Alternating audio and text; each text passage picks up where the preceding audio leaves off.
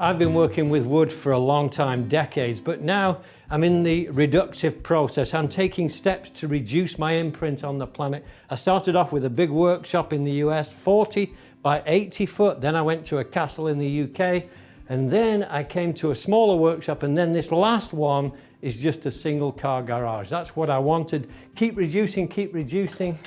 And so I've ended up now, what I want to show you now is how you can reduce the amount of tools. You can see I've got stacks of tools, but I'm going to reduce this now. I've got my axe, I've got my knife. I keep this in my pocket, super sharp all the time.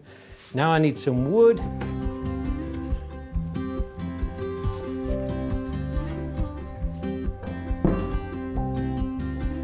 So my goal has always been to reduce the amount of tools we use in woodworking. So what I want to do is show you how we can cut dovetails with a knife and an axe.